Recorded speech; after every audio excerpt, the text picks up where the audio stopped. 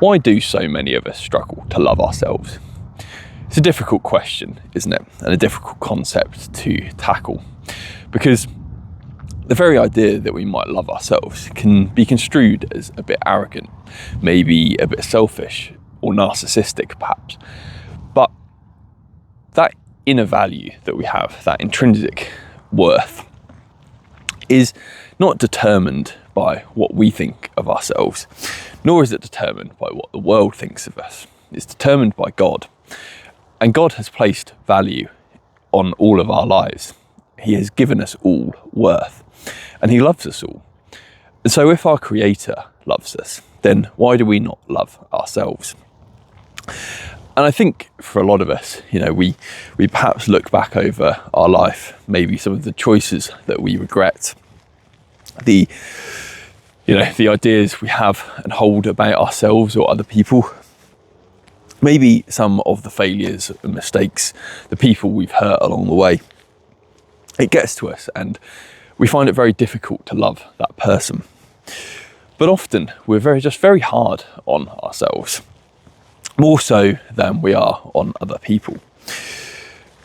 We hold ourselves to extremely high and often unrealistic standards that if we offered to one of our loved ones or perhaps a best friend, they just find that utterly ridiculous, that you wanted them to just live up to this almost impossible version of them that you'd laid out. But it's exactly what we do to ourselves. We place this impossible, perfect version of ourselves as what we should be, and if we don't live up to that, then we can't love ourselves, because we're not there, we're not worthy. But real self-love comes from loving ourselves in the moment, from accepting who we are and letting go of those pretenses of who we should be or who we will be in the future or who we were in the past. It's about being present and knowing that you have value just as you are now. You don't need to be anything more. You don't need to do anything more. You have value just as you are. And when we take that into consideration and we realise that we have this value, it makes it a lot easier for us to go about our daily lives. We do things from a different place. Before, if you don't have that self-love or self-worth, you're doing things from a place of lack.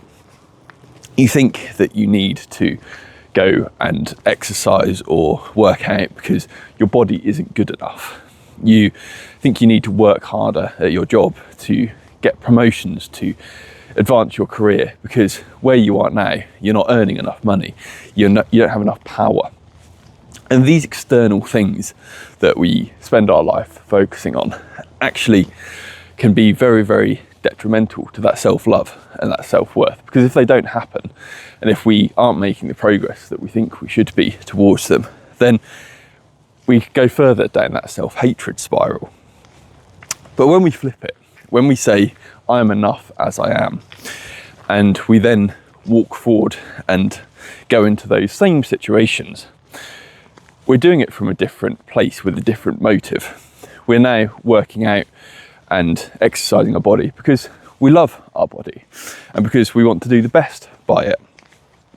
We work hard at our job and perhaps strive to do our utmost to advance our career, increase our earnings, because we want to provide for our family and for the people around us, to be generous. And those things are far better motives to chase after, even though the outcomes are the same. And it all comes from that starting place of self-love.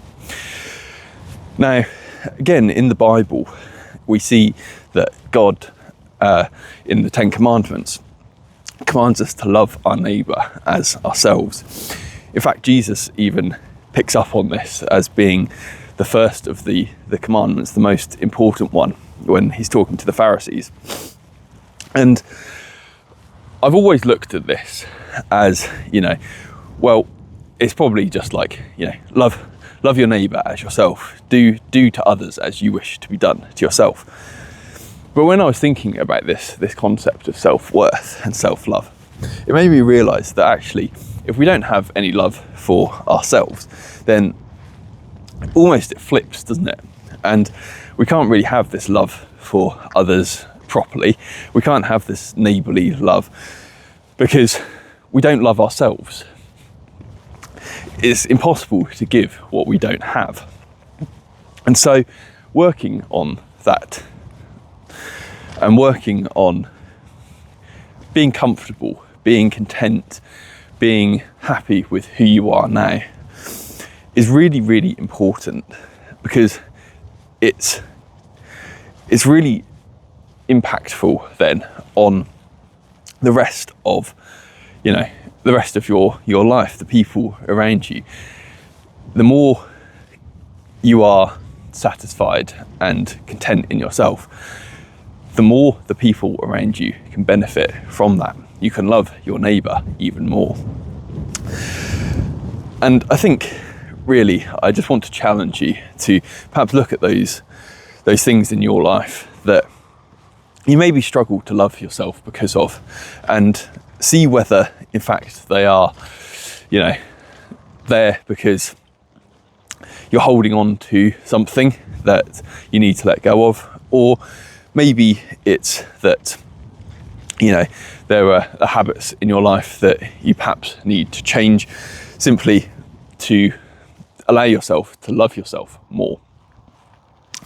And it's not a selfish or narcissistic pursuit, because you're doing it from a place where you want to be the best version of yourself for God and for the people around you. I'll leave you with that for today. Take care. God bless.